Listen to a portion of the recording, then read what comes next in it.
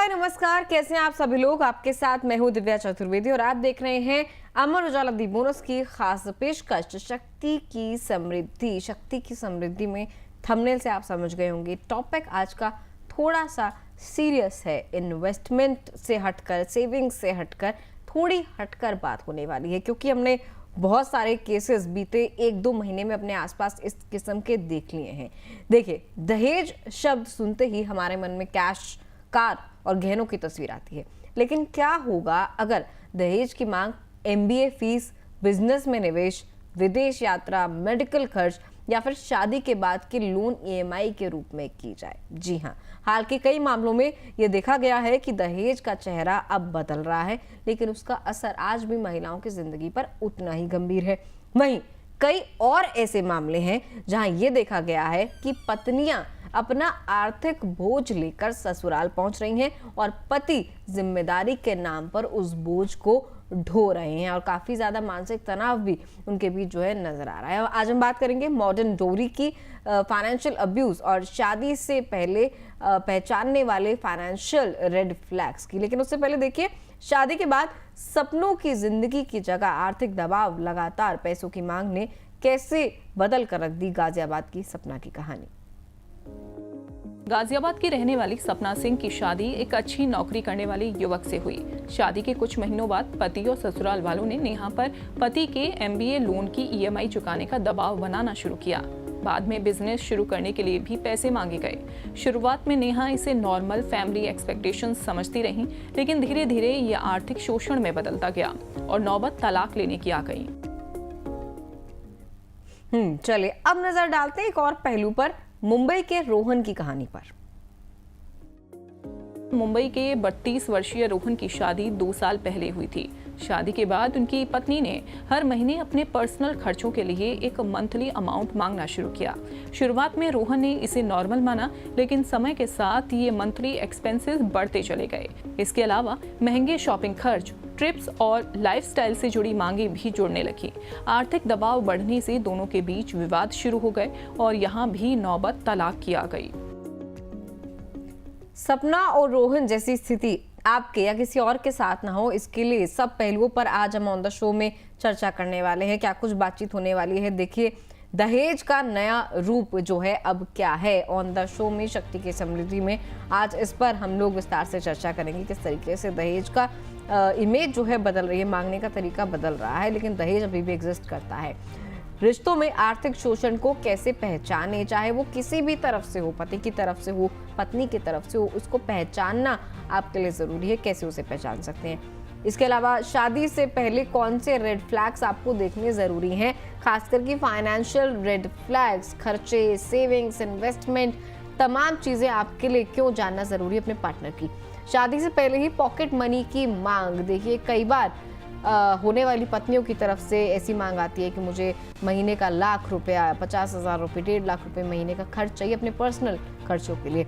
उसको भी आपको किस तरीके से समझना है। शादियों की आर्थिक सुरक्षा कैसे बढ़ेगी, उस पर हम लोग आज चर्चा करेंगे और इन तमाम मुद्दों पर चर्चा करने के लिए हमारे साथ जुड़ रही हैं social affairs expert Monika Sharma और CFP यानी कि certified financial planner Shweta Shastri. Ma'am बहुत बहुत स्वागत है आप दोनों का। Thank you so much. चलिए, सबसे पहले सवाल मेरा रहेगा मोनिका मैम से। मैम, जो हमने ये 2 अभी केस स्टडीज भी दिखाई, शादी से पहले और शादी के बाद पति पत्नी के बीच जो है पैसों को लेकर, क्योंकि आप इस तरीके की रिसर्च करती हैं, तमाम चीजें देखती भी हैं, पैसों को लेकर सबसे ज्यादा विवाद किन रीजन से, किन कारणों से होते हैं? सबसे पहले तो थैंक यू दिव्या, आज का विषय बहुत अच्छा है, विषय जरूरी है। ये शक्ति से समृद्धि, तो मुझे लगता है कि जब तक मन समृद्ध नहीं होगा, जब तक सुकून नहीं होगा, जब तक जीवन और रिश्ते ठीक नहीं होंगे, तब तक समृद्धि के मायने नहीं है। तो ये वहीं से शुरू होता है। अब आप पूछ रहे हो कि शादी के पहले और बाद में जनरली विवाद के जो हैं वो कारण क्या होते हैं, कैसे ये चीजें शुरू होती हैं, क्यों ये होता है। देखो, सबसे पहले तो भी क्या हुआ है कि हमको ये मानना पड़ेगा कि शादी की पूरी व्यवस्था ही बदल गई है। मतलब शादी है, शादी वही 7 फेरे हैं, वही शादी है, वही पूरा सिस्टम है, लेकिन उसका जो तौर तरीका है, उसका जो रंग ढंग है, रिश्ते करने की शुरुआत से लेकर, चाहे आजकल के युवक और युवतियां खुद अपनी पसंद से कुछ तय करें या परिवार, उसके शुरुआत से लेकर बाद में जो भी पूरा तौर तरीका है वो पहले जैसा नहीं है। तो पहले जैसा जब कुछ भी नहीं है तो यकीनन सीधी सी बात है कि उसमें नए खर्चे जुड़े हैं, क्योंकि और जैसे अब आजकल हम देखते हैं कि पूरा सामाजिक पारिवारिक परिवेश उसके साथ साथ में बदला है, और जब ये पूरा परिवेश बदलता है तो आर्थिक फ्रंट पर भी चेंजेस आएंगे ही आएंगे, क्योंकि अर्थ तो दूरी है, उस चीज के साथ सब कुछ जुड़ा हुआ होगा। तो आजकल शादी के पहले हम कई इस तरह के समाचार भी सुनते रहते हैं कि जैसे प्री वेड शूटिंग है, ग्रैंड वेडिंग करनी है, एक परिवार या मान लीजिए लड़की राजी है उस चीज के लिए, लड़का नहीं राजी है, कोई नहीं चाहता उतना खर्चा करना, कोई करना चाहता है। तो ऐसे बहुत से एग्जाम्पल्स भी सामने हमारे आए हैं जिसमें कि लाइक इस तरीके की चीजों को लेकर ही शादी से पहले भी रिश्ते बिगड़े हैं। घूमना फिरना है, शॉपिंग है, मुझे लगता है पहले के समय में ये सब चीजें नहीं जुड़ी हुई थी, अब जुड़ गई हैं। और जब ये जुड़ी हैं तो ये सारी की सारी चीजें जो हैं वो फाइनेंशियली एक्सपेंसेस तक जाती हैं। जब इस तक जाती हैं तो निश्चित रूप से किसी ना किसी तरीके का विवाद भी होना तय है, क्योंकि सबकी सोच एक जैसी नहीं होती, सबका खर्च करने का तरीका एक जैसा नहीं होता, सबका शादी के पहले से ही इस तरीके की चीजों में बहुत सारा धन खर्च कर देने का भी जो इरादा होता है या समझ होती है वो एक तरह की नहीं होती। तो ये शादी के जो पहले की चीजें हैं। अब इसमें शादी के पहले में एक और बहुत बड़ी चीज जो मुझे आजकल लगती है, अगर हमें इसे थोड़ा सा ह्यूमन फ्रंट यानी मानवीय मोर्चे पर भी देखना होगा।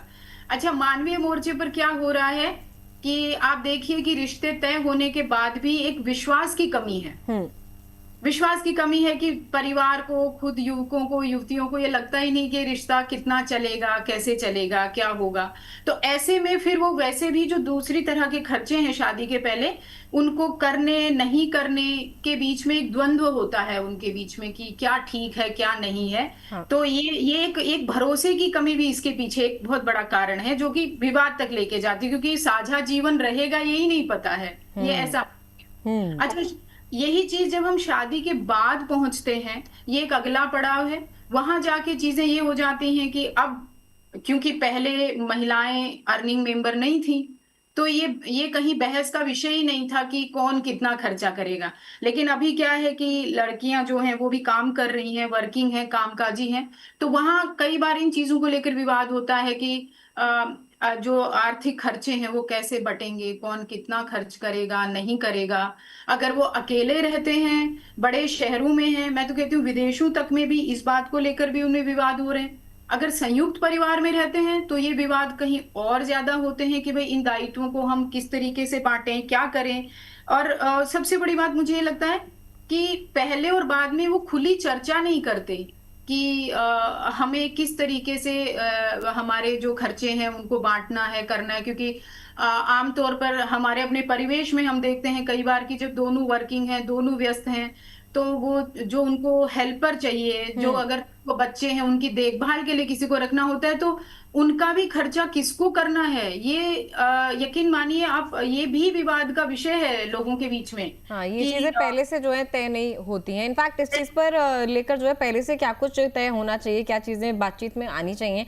श्वेता मैम से भी मैं जानना चाहूंगी, मैम शादी से पहले एज अ कपल एक जो जोड़ा है जिसकी शादी होने वाली है, अपनी इनकम हो गई उनकी सेविंग्स का जो पैटर्न है, कैसे सेविंग करते हैं, इन्वेस्टमेंट कहाँ करते हैं, लोन कौन से चल रहे हैं, क्या क्या आदतें हैं जहाँ पे खर्चा होता है महीने का, क्या इन चीजों को पूरी तरीके से ट्रांसपेरेंट तरीके से बात कर लेनी चाहिए पहले ही, शादी से पहले? श्वेता मैम। हाँ, मुझे लगता है बहुत खुलकर इस विषय पर हमें बातचीत करना बहुत जरूरी है, क्योंकि मुझे लगता है बहुत बार जो मतभेद शुरू होते हैं वो पैसों की कमी की वजह से नहीं होते हैं, पर बहुत बार ऐसा होता है कि अधूरी जानकारी दी जाती है एक दूसरे को, या फिर अलग अलग सोच होती है पैसों को लेकर, अलग अलग अपेक्षाएं होती है, जैसे अभी मोनिका मैम ने बताया वैसे। अलग अलग ये जो डिफरेंस होता है आपकी थॉट प्रोसेस में, तो उसकी वजह से मुझे लगता है ये सारे मतभेदों की शुरुआत होती है। तो अगर ये हमें नहीं करना है तो ट्रांसपेरेंटली हमें इन सारी चीजों को डिस्कस करना बहुत जरूरी है शादी के पहले। तो कौन कौन सी चीजें इसमें हो सकती है? सबसे पहली बात तो आपका जॉब का जो भी स्वरूप है, जॉब का स्वरूप क्या है, आपके जॉब की स्टेबिलिटी कैसी है, उसके बारे में भी जानकारी होना एक दूसरे को बहुत जरूरी है। Income and sources of income के बारे में जानकारी होना आपको बहुत जरूरी है। कितनी आय आपको मिल रही है, ओके। उसके साथ साथ, उस आय के साथ साथ कितनी लायबिलिटीज जुड़ी हुई है। बहुत बार हमने ऐसे देखा है कि एजुकेशन लोन ले रखा होता है, होम लोन ले रखा होता है, या फिर शादी के लिए भी बहुत बार ऐसे होता है कि लोन लेके शादी की जाती है आजकल। सो ये सब चीजों की जानकारी होना, क्योंकि उसके ऊपर आपका रोजमर्रे का जो भी लाइफस्टाइल है आपका, वो डिपेंड रहेगा। तो ये सारी चीजें एक दूसरे के साथ खुलकर डिस्कस करना बहुत जरूरी है। साथ ही साथ आपकी पारिवारिक जिम्मेदारियां क्या है दोनों की, लड़के के लिए भी और लड़की के लिए भी, आपके सिबलिंग्स को लेके, आपके पेरेंट्स को लेके, तो जो भी आपकी पारिवारिक जिम्मेदारियां हैं उसकी भी जानकारी होना बहुत जरूरी है। क्योंकि अगर इस विषय पर आप खुलकर बात करेंगे एक दूसरे के साथ, वो ट्रांसपेरेंटली शेयर करेंगे, तो मुझे लगता है एक विश्वास की, ट्रस्ट की नींव रखी जाएगी, और आप एक अच्छे और लॉन्ग टर्म रिलेशनशिप के लिए मुझे लगता है एक पहला कदम बढ़ा सकते हैं, अगर ये सारी चीजें ट्रांसपेरेंटली आप डिस्कस करते हो तो। ठीक है। मोनिका मैम के पास चलेंगे। मैम, जैसे कि श्वेता मैम ने भी कहा, आप भी कह रही थी कि पहले से जो है ट्रांसपेरेंट नहीं होते हैं कपल एक दूसरे के साथ, कितना कमाते हैं, कितना बचाते हैं, कितना खर्च करते हैं। लेकिन मैम, क्या आपने कभी ऐसे केसेस भी देखे हैं जहां पर लड़के ने अपनी पूरी सैलरी जैसे ही बताई, अपना पैकेज बताया साल का, कि मैं तो 10 लाख और 14 लाख या 20 लाख कमाता हूँ, तो वहां पर एक ग्रीडीनेस जो है लड़की की तरफ से कह लीजिए, घर वालों की तरफ से कह लीजिए, वो आ जाती है। एक हल्का सा लालच कह लीजिए कि पैकेज सुनते ही जो है थोड़ी सी सोच बदल गई। हाँ, ये बहुत आम बात है, ये परंपरागत रूप से भी रहा है हमारे यहाँ। और अब आजकल जो है वो तो पूरा मतलब सब कुछ फाइनेंस तक ही सिमट गया है। तब ये चीजें बहुत ध्यान दिया जाता है इस पर। और ये इसको शायद फाइनेंशियल सिक्योरिटी से भी जोड़ कर देखते हैं कि आगे आने वाले जैसे कोई कमी नहीं रहेगी, जिंदगी अच्छी कटेगी, ये सब सोच कर भी परिवार भी ये सोचता है। लड़कियों के साथ भी शायद ये हुआ है कि देखिए, जीवन शैली बहुत बदली है, तो अब कोई उसमें समझौता नहीं करना चाहता, और उन चीजों के लिए आपको कहीं ना कहीं एक अच्छी कमाई की और इन चीजों की जरूरत है। और हाँ, यकीनन उसका बहुत फर्क पड़ता है, ये है चीज। ठीक है मैम। मैम, अगर खैर आप ही से मेरा सवाल रहेगा मोनिका मैम, कि महिलाओं के एंगल से अगर हम देखें इस चीज को चर्चा करें, तो आपको क्या लगता है कि दहेज जो है, जो कि एक बड़ा मुद्दा भी है, खासकर कि पिछले 1-2 केस हमने जो देखे, ट्विशा का केस हो गया है और भी कई केस हमने देख लिए, दहेज अपना क्या स्वरूप अब बदल रहा है? अब ये सपोर्ट हो गया, फैमिली हेल्प जैसे शब्दों के पीछे छिपता हुआ दिखाई दे रहा है, लेकिन हाँ, एग्जिस्ट अभी भी करता है। हाँ, यकीनन चीजें बदली हैं। मुझे लग रहा है कोर लेवल पर जो हम देखेंगे ना, बुनियादी सोच वो नहीं बदली है, उसका तौर तरीका बदला है। उसका हमारा अपनी बातों को रखने का, मांग को रखने का तरीका बदल गया है। कि जैसे हम कई बार देखते हैं कि वो जो बातें और बर्तावों में एक अलग सा ढंग है। जैसे अब आप अपनी बेटी को ही तो दे रहे हैं, या बिजनेस शुरू किया है तो उसकी हेल्प आप उसकी मदद कर दें, या कोई बहुत भारी अच्छी डिग्री ली है तो उसकी तो हमने इतनी फीस लगाई है जी, या इस तरीके की बातें। वो बातें बहुत ही सहज और ऐसे अंदाज में होती हैं कि हमें लगता है कि अरे ये तो एक जनरल कम्युनिकेशन है, लेकिन वो कहीं ना कहीं होता वो बहुत सीधे सीधे जो है वो दहेज के हिसाब से ही है। जैसे कई जगह बहुत सहजता से कह दिया जाता है कि हमारा ये स्टेटस सिंबल है, या हमारा ये स्तर है, तो आप उस हिसाब का एक आयोजन कर दीजिए जी, या वैसी चीजें कर दीजिए। शौक भी बड़े हैं सबके, गाड़ियां हैं, महंगी चीजें हैं, मतलब वो जैसे शुरू में आपने बोला हॉलीडे ट्रिप्स हैं, तो अब वो भी बकायदा स्पॉन्सर करवाने की सोच। बहुत से मामले हैं जो इनमें बकायदा सामने आया है कि ये कहा जाता है कि आप ऐसो। सबसे बड़ी बात है कि इन सारी चीजों में है अंततः खर्चा ही, आपको उसमें पैसे तो लगाने ही हैं, और वो कहीं ना कहीं लड़के वालों के परिवार से ही जुड़ा होता है, तो उसमें वो चीज होती है। आजकल एक गिफ्ट लाइक कहने का बहुत चलन है, या आप अपनी बेटी के लिए ही कर रहे हैं, उसी को आराम रहेगा, ये भी कहने का चलन है। मतलब मुझे लगता है चीजें बहुत आम सी हैं, ये जो यूं कह दी जाती हैं, पर इनका बहुत बहुत जो है वो बहुत खास असर है। और एक और चीज जो मुझे ऐसा लगता है जो इन आयोजनों में आजकल दिखती है कि एक दिखावे की प्रवृत्ति है। तो कई बार ऐसा होता है कि लड़के का परिवार भी शायद व्यक्तिगत रूप से वो सोच नहीं रखता हो, लेकिन उनकी रिश्तेदारी में, जानकारी में, आस पड़ोस में जब उस लेवल की, उस तरीके की शादियां होती हैं, ऐसे ग्रैंड आयोजन होते हैं, तो वो एक उस दबाव में भी आते हैं। तो वो वैसी तैयारियां, उसी तरीके से शादी करने का एक शर्त कह लीजिए या आग्रह कह लीजिए, लेकिन वो है, फाइनेंशियल बर्डन होता है वो लड़की के परिवार पे, इसमें कोई शक नहीं है। तो हम ये सीधी सी बात है कि मतलब तरीका जो है वो मांग का, कहने का बदला है, लेकिन ये है, दहेज का ही एक रूप है। यहाँ हमें थोड़ा संतुलित विचारों को अगर हम देखें तो यहाँ एक समस्या वो परिवार भी मुझे लगते हैं दिव्या, कि जो अपनी मर्जी से भी बहुत खर्चा करते हैं। लड़की के कई बहुत से परिवार ऐसे हैं जो बिना दबाव के अपनी मर्जी से भी बहुत बहुत ज्यादा खर्चा करते हैं। अच्छा, वैसी शादियां भी, जैसे मैंने पहले कहा कि लड़के के परिवार पे दबाव होता है कि आस पड़ोस रिश्तेदारी में कैसी शादियां हुई हैं, वैसी शादी तो हमारे बेटे की हुई। उसी तरीके से, इस तरीके से किसी लड़की की जब शादी कोई माँ बाप अपनी मर्जी से करते हैं तो वो भी समाज में एक उदाहरण बनता है कि कितनी बड़ी शादी है। अच्छा, पहले ऐसा होता था कि इस तरह की शादियों की चर्चा आसपास के 4 परिवारों में, 4 रिश्तेदारों में होकर रह जाती थी। आजकल सोशल मीडिया है, रील्स हैं, व्हाट्सएप अपडेट्स हैं, वीडियोस हैं, तो वो चीज बहुत आगे तक पहुंचती है। तो भले ही किसी एक परिवार ने अपने मन से ये चीजें खर्चा की हों, वो समाज के लिए एक लाइन ड्रॉ कर देते हैं कि ऐसे भी आयोजन होते हैं, और फिर दूसरे परिवार वाले लोग या लड़के वाले लोग उस ऐसी आशा रखने लगते हैं, वैसी उनकी भी चाहत हो जाती है। तो वो बहुत सी फिर दूसरी बेटियों के परिवारों के लिए वो भार बनती है वो चीज। ठीक है ma'am. Shweta ma'am, financial red flags की अगर बात करें, जो कि मैम ने अभी बोला भी कि किस तरीके की शादी से पहले ही तमाम चीजें हमें दिख रही होती हैं, लेकिन वही है कि समाज के नाम पर या फिर प्रथाओं के नाम पर उन्हें हटा देते हैं। लेकिन एक कपल के तौर पे मैं देखूं, बस लड़का लड़की, फाइनेंशियल रेड फ्लैग्स ऐसे कौन से हैं जिन्हें लड़की को, उसके परिवार को, या फिर लड़की को और उसके परिवार को बिल्कुल भी नजरअंदाज, इग्नोर नहीं करना चाहिए? सबसे पहली चीज तो मुझे लगती है, यहाँ पे जब हम बात करते हैं एक दूसरे के फाइनेंसेस के बारे में, तो वहां पे हमें ना आपकी सारी जो भी इंफॉर्मेशन है, जैसे कि आपका जॉब के बारे में हो गया या फिर आपके इनकम के बारे में हो गया, अगर आपको लग रहा है वहां पे वो ट्रांसपेरेंटली शेयर नहीं की जा रही है, या फिर बार बार उसमें कुछ बदलाव किया जा रहा है, या फिर छुपाने की कोई प्रयास किया जा रहा है वहां पे, तो मुझे लगता है ये सबसे पहला रेड फ्लैग हो सकता है अगर आप जब फाइनेंशियल सिक्योरिटी की बात करते हो। दूसरी बात अगर हम देखें तो लोन्स, लायबिलिटीज जो भी है, जब आप उसके बारे में बात करते हो तो एजुकेशन लोन है तो ठीक है, वो सामान्य हो सकता है, पर अगर आपके पास बहुत सारा क्रेडिट कार्ड पे लोन ले रखा है या फिर पर्सनल लोन ले रखा है, उसकी वजह आपको मतलब कुछ रेलेवेंट नहीं लग रही है, तो ये भी मुझे लगता है कि रेड फ्लैग हो सकता है कि आप पहले ही उसमें उसे ज्यादा जानकारी लेकर समझे कि किस चीज के लिए लायबिलिटीज आपकी बढ़ रही है, क्योंकि ये एक तरफ इशारा करता है आपके स्पेंडिंग हैबिट्स की ओर।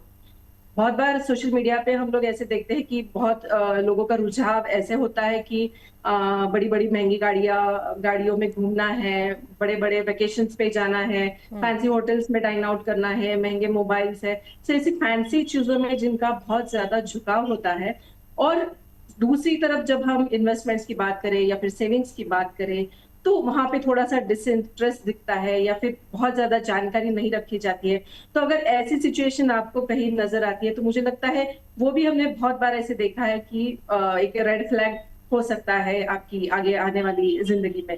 तो मुझे लगता है क्योंकि ये डिफाइन करता है आपकी स्पेंडिंग हैबिट्स के ऊपर, आपके सेविंग हैबिट्स के ऊपर, और फाइनेंशियल बर्डन आपको आगे जाके हो सकता है इन चीजों की वजह से। तो मुझे लगता है ये 2-3 चीजें हैं, दिखनी जरूरी है। ठीक है, तो वैसे श्वेता मैम, पति पत्नी को मतलब शादी हो गई है, मियाँ बीवी बन गए, घर में रहते हैं, तो दोनों के लिए अलग अलग एक पर्सनल एक्सपेंस बजट कैसे होना चाहिए, कैसे वो उसे प्रिपेयर कर सकते हैं और कैसा होना चाहिए आइडियल? मुझे लगता है दोनों के लिए बजट, पर्सनल बजट तो अलग से होना चाहिए और एक कॉमन बजट भी होना चाहिए, क्योंकि आप अगर साथ में रहते हो तो आपके साथ में कुछ फाइनेंशियल गोल्स भी रहेंगे, जैसे कि आपकी डे टू डे रोजमर्रा की चीजें हैं, आप घर में रहते हो तो उसका आपको रेंट पे करना है, ट्रांसपोर्टेशन है, या फिर जो भी कुछ बेसिक चीजें हैं उसके लिए आपको एक कॉमन अकाउंट, जॉइंट अकाउंट बना के आप उसमें बजट बना के, जो भी आपके बेसिक फाइनेंशियल गोल्स है वो बना के उसमें से आप आपका बजटिंग या फिर एक्सपेंसेस आप मैनेज कर सकते हो। और पर्सनल बजट जो आपका रहेगा, जो आपके निजी चीजों के लिए रहेगा, जैसे कि आपने खुद शादी से पहले कुछ एजुकेशन लोन ले रखा है, या फिर आपकी आपके पेरेंट्स के प्रति कुछ जिम्मेदारी है, या फिर कुछ ऐसे है, तो उन चीजों के लिए आप अलग रखिए अपना निजी बजट, और जो भी आपका कॉमन रहेगा खर्चा उसके लिए आप एक जॉइंट अकाउंट बना के उसमें से आप वो खर्चे करें। तो मुझे लगता है थोड़ा सा एक स्वतंत्रता भी रहेगी अपने खर्चे करने पर, और एक जिम्मेदारी भी बनी रहेगी जब आप दोनों मिलके कुछ फाइनेंशियल गोल सेट करते हो आपकी विवाहित लाइफ के लिए। तो ये दोनों आपको बैलेंस कर सकता है। ठीक है मैम, चलिए आगे बढ़ेंगे। और कुछ एक कॉलर्स ने अपने सवाल हमें भेजे हैं, क्योंकि आज का जो टॉपिक था थोड़ा सीरियस था। कई केसेस आसपास में देखने को मिलते हैं जहाँ पर बहुत ज़्यादा सीरियसनेस जो है बढ़ जाती है एक कपल के बीच में, और मतलब इस तरीके से डिस्प्यूट्स भी पैदा हो जाते हैं। और कई केसेस ऐसे हैं जहाँ पे सटल तरीके से चीज़ें हो तो रही हैं, लेकिन पत्नी हो गई या पति हो गया उसे नज़रअंदाज कर रहे हैं। कुछ एक सवाल लेते हैं, अमित शर्मा का सवाल लेंगे पहले जयपुर से। अमित जी कह रहे हैं कि मेरी शादी को 1.5 साल हुआ है, पत्नी हर महीने अपनी सैलरी अलग रखती है, लेकिन घर के खर्च और उनके पर्सनल खर्च का बड़ा हिस्सा मुझसे ही चाहती हैं। क्या इस स्थिति में कोई बैलेंस तरीका अपनाया जा सकता है? मोनिका मैम के पास इस सवाल को लेकर चलेंगे। मैम, अमित जी को आपकी क्या राय रहेगी? नहीं, मुझे लगता है कि ये भी एक चलन है। ये अमित का जो सवाल है ये बहुत मुझे लग रहा है बहुत जरूरी सा सवाल है।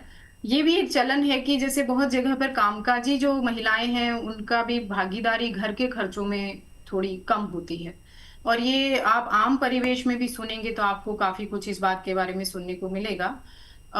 तो आई थिंक सबसे बड़ी बात ये है संतुलन बनाने की, कि उसके बारे में बात की जाए या ये बताया जाए कि मेरे अपने हिस्से में अगर इतना खर्चा है या ये मेरे लिए मुश्किल है, या उसमें हम कैसे बैलेंस करें, हम दोनों मिलकर कैसे उस जिम्मेदारी को उठाएं, या तो मतलब ये चीज सोची जा सकती है।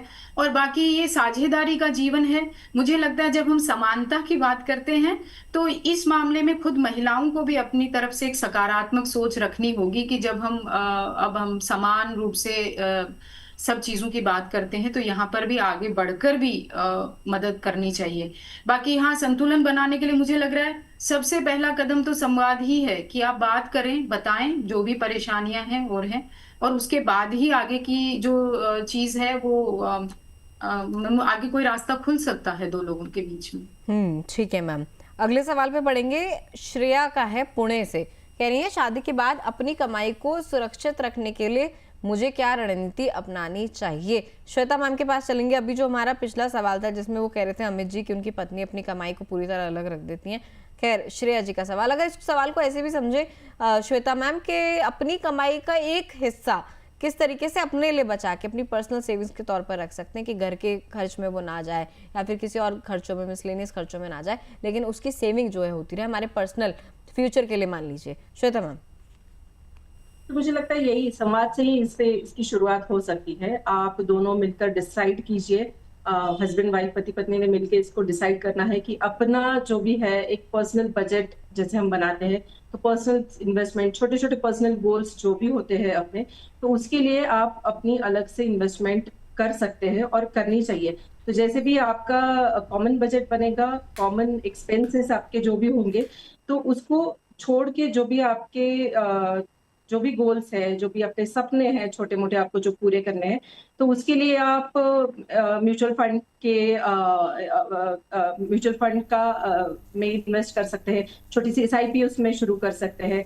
तो ऐसे छोटे स्टेप से आप उसको अलग रख के आप अपना सपने को पूरा करने के लिए आगे बढ़ सकते हैं। ठीक है मैम, आगे एक और सवाल की ओर चलते हैं। आरती सिन्हा पटना से कह रही है मेरे पति बाहर MBA के लिए जाना चाहते हैं, आई गेस विदेश जाना चाहते हैं, और फीस भरने की जिम्मेदारी मुझ पर है। क्या ये सही है। मोनिका मैम, ये तो हमारा आज का मुद्दा भी था कि एमबीए फीस के रूप में या फिर कोई भी हायर स्टडीज फीस के रूप में दहेज जो है इसकी आड़ में लिया जा रहा है महिलाओं से या फिर उनके घर वालों से। आपकी इस पे क्या टिप्पणी रहेगी आरती सिन्हा जी के लिए? तो जानना भी चाह रहे हैं कि क्या ये ठीक है या नहीं, या फिर उन्हें कुछ कदम उठाना चाहिए? देखो, सबसे बड़ी बात तो ये है कि इसके मामले में ये बात स्पष्ट रूप से कहना बड़ा मुश्किल है कि ये ठीक है या नहीं है, क्योंकि जहाँ शेयर्ड लाइफ है वहाँ एक पहलू तो ये कहता है कि क्यों नहीं पत्नी भी मदद कर सकती है फीस भरकर, मतलब उसकी जिम्मेदारी उठाकर, क्योंकि अगर वो आगे जीवन में बेहतर करते हैं तो उन्हीं के जीवन साथी हैं। एक पहलू ये है। एक बहुत दुखद हिस्सा इस चीज का ये है कि कई बार जीवन साथी, वो महिला हो या पुरुष हो, जब वो दूसरे जीवन साथी की मदद करते हैं, उसको आगे बढ़ने में सहायक बनते हैं, उनके लिए अपना सब कुछ लगा देते हैं, धन से मन से सब तरह से मदद करते हैं, वो आगे जाकर अपना रास्ता बदल लेते हैं। ऐसे बहुत से उदाहरण सामने आए हैं हमारे, जो वो तकलीफ दे बात है। तो यहाँ एक मानवीय दृष्टिकोण की बात है, और यहाँ व्यक्तिगत रूप से आपका अपना रिश्ता कैसा है आरती, शायद आपको इस बात को लेकर ये चीज समझनी होगी। अगर आपके जीवन की, आपके रिश्ते की बुनियाद मजबूत है तो मुझे लगता है कि हाँ, यकीनन ये जिम्मेदारी उठानी चाहिए, क्योंकि बाद में उनकी बेहतरी से आपकी जीवन की भी बेहतरी जुड़ी है, आप दोनों का ही जीवन बेहतर होगा। और बाकी जो व्यवहार है, जो विचार है, जो दृष्टिकोण है, उनका व्यक्तिगत रूप से आपके जीवन साथी का कैसा है, ये आप समझ सकती हैं। तो मुझे लगता है निश्चित रूप से इन दोनों पहलुओं को ध्यान में देकर आप कोई निर्णय लें। ठीक है मैम, चलिए सवाल जवाब जारी रहेंगे, लेकिन उससे पहले अंजलि हमारे साथ जुड़ गई हैं। अंजलि के पास चलेंगे, वो हमारे लिए कुछ आंकड़े लेकर आई हैं जहां शादी से जुड़े काफी दुखद जो है आंकड़े हैं, कैसे मृत्यु और आत्महत्या जो है लोग कर रहे हैं।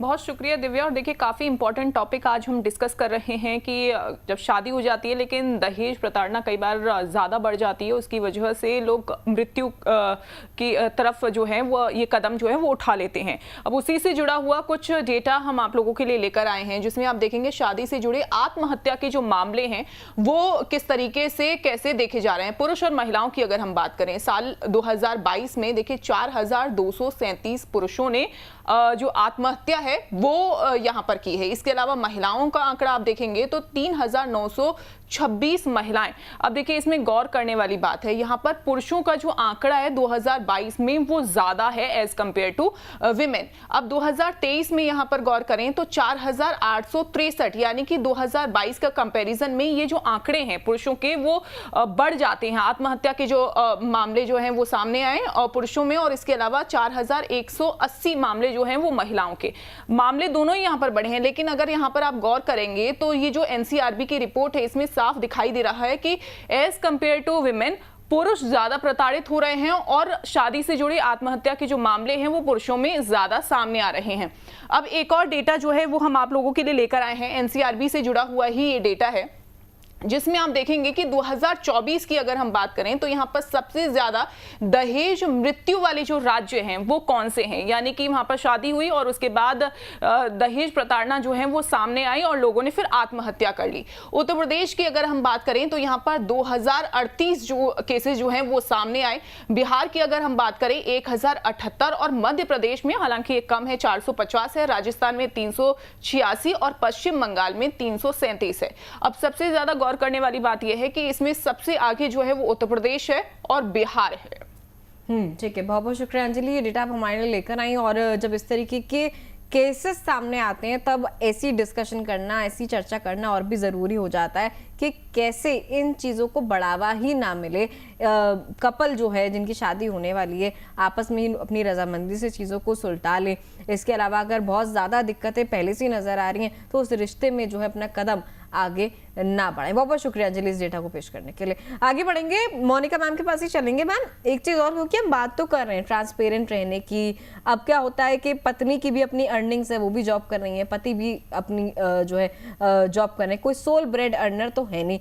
लेकिन मैम, क्या शादी के बाद ये जो मेरे पैसे और तुम्हारे पैसे वाली सोच है, क्या रिश्तों में इनसे भी आपको विवाद बढ़ते हुए, दूरियां बढ़ती हुई दिखाई देती हैं?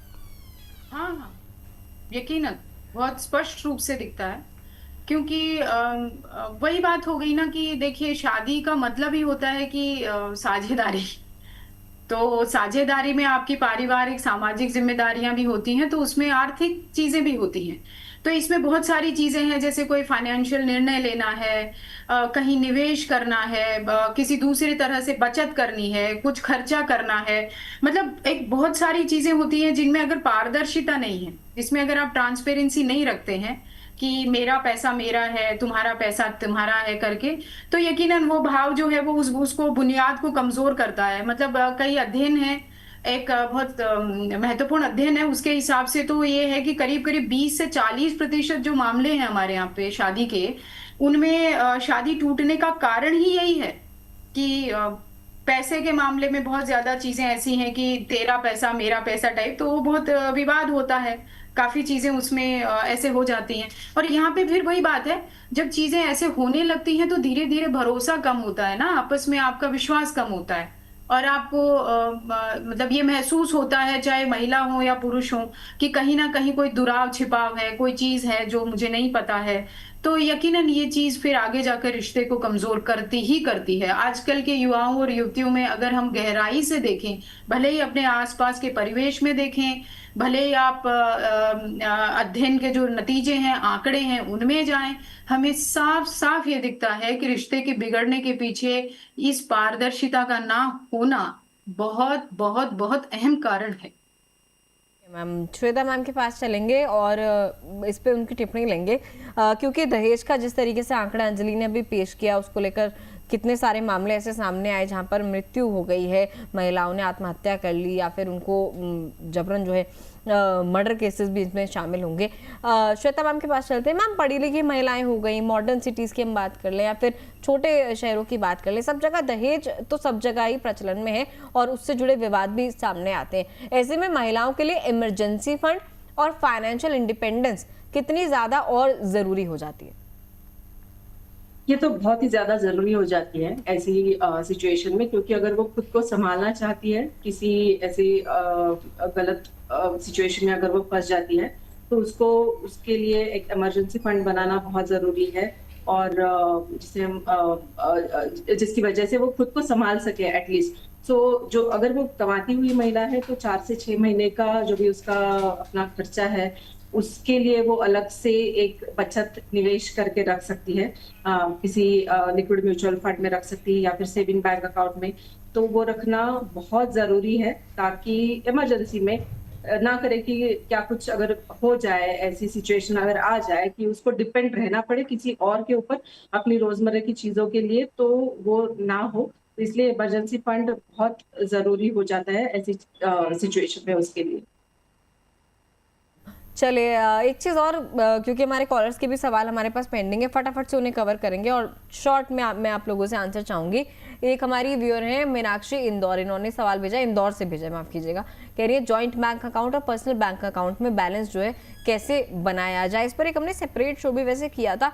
श्वेता मैम, आप ही इस पर टिप्पणी कर दीजिए कि जॉइंट बैंक अकाउंट खास करके शादी के बाद उसमें कितना कंट्रीब्यूशन कोई महिला रखे या फिर कोई पुरुष रखे, और पर्सनल सेविंग्स के तौर पर कितना परसेंटेज वाइज मान लीजिए, कैसे बैलेंस करें?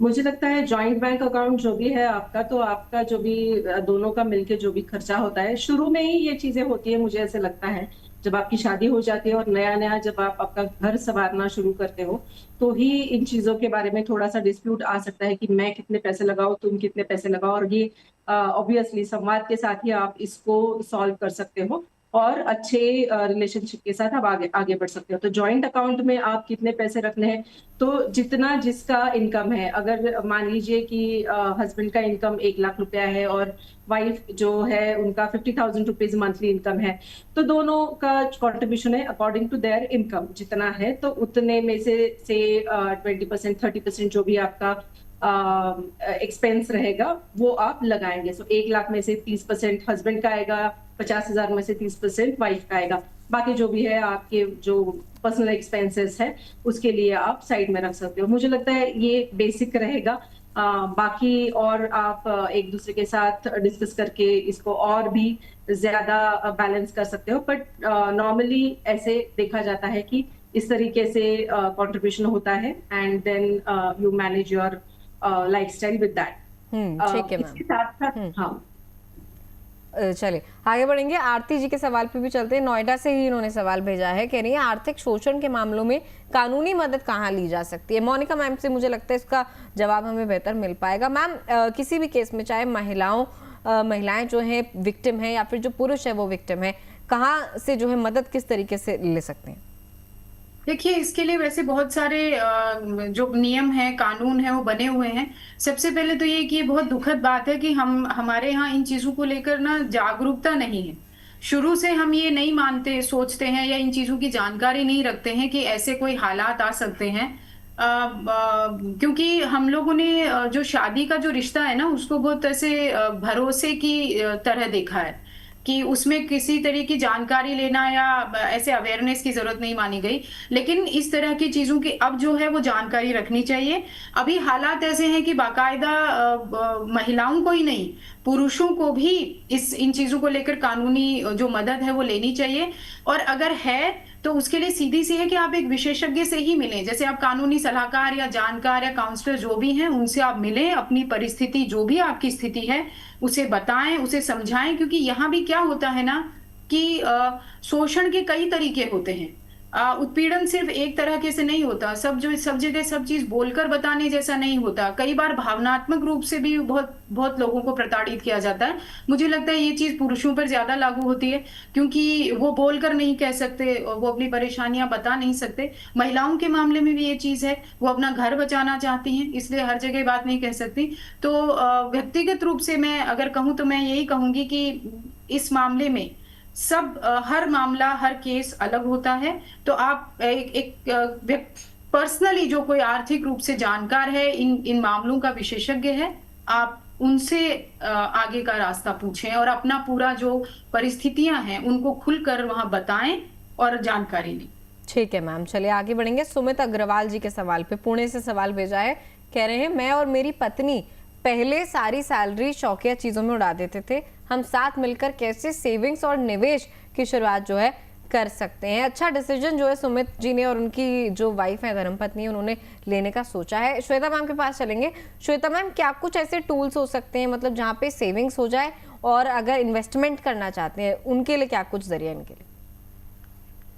मुझे लगता है ये बहुत बार देखा गया है ऐसे कि जब हम शुरुआत करना चाहते हैं इन्वेस्टमेंट के लिए, या फिर अपना सारा बजट बनाना चाहते हैं, या फिर अपने जो भी इनकम है उसको इन्वेस्ट भी करना चाहते हैं, खर्चे भी करना चाहते हैं, डे टू डे लाइफ के लिए उस पर स्पेंड भी करना चाहते हैं, तो कहाँ से शुरू करें ये पता नहीं चलता है। तो मुझे लगता है एक बेसिक रूल है जो वो इम्प्लीमेंट कर सकते हैं, उसे कहते हैं 50-30-20 रूल। तो जितना भी आपका इनकम है दोनों का मिला के जो भी आप साइड में रख रहे हो, उसमें से 50% का जो भी हिस्सा रहेगा, तो 50% आप उसको आपके डे टू डे नीड्स पर खर्च कर सकते हो, जो कि आपके यूटिलिटी बिल्स हो गए, ट्रांसपोर्टेशन हो गया, आपका रेंट हो गया, आपका सब्जी तरकारी वाली जो भी है, जो basic day to day life का जो भी है, उसमें आप 50% जो भी आपका इनकम आएगा उसको आप स्पेंड कर सकते हो। 30% जो रहेगा उसके बाद में, तो उसको आप आपकी वांट्स पे स्पेंड कर सकते हो। वांट्स मतलब क्या? थोड़ी लग्जरी, थोड़ा फैंसी, थोड़ा डाइन आउट कर लिया, थोड़ी शॉपिंग कर ली, थोड़ा कहीं घूम के आ गए, थोड़ा कॉन्सर्ट या मूवी टिकट्स, तो ये सारी चीजों पे आप वो 30% जो भी आपका हिस्सा रहेगा वो स्पेंड करेंगे। एंड 20% मिनिमम को आप सेविंग करना शुरू करो। तो धीरे धीरे आप ऐसा कर सकते कि आपकी जो वांट्स है वो थोड़ी थोड़ी उसको कम कीजिए, और जो भी इन्वेस्टमेंट का अमाउंट है, परसेंटेज है, वो आप उसको बढ़ाते चले जाइए। तो मुझे लगता है इस स्टेप्स के साथ अगर शुरुआत करेंगे तो श्योरली वो अच्छे खासे तरीके से 1-2 साल में आगे बढ़ते हुए नजर आए। ठीक है, चलिए उम्मीद हमारी भी यही है कि जो इस तरीके के आंकड़े हैं ये बढ़ने की जगह जितने कम होते जाएं वो हमें देखने को मिले तो हम सबको खुशी होगी। और जिस तरीके से आप दोनों ने ही हमारे जो व्यूअर्स हैं उनका मार्गदर्शन किया, कैसे जो विवाद हैं कपल्स के बीच में उनको सुलझाया जा सकता है, कैसे फाइनेंशियल प्लानिंग अपनी करके चला जा सकता है, उनके लिए बहुत बहुत शुक्रिया। Thank you so much Monika ma'am, and thank you so much Shweta ma'am. आज के शो में आप लोगों ने समय निकाला और चर्चा में आपने हिस्सा लिया। Thank you so much. Thank you.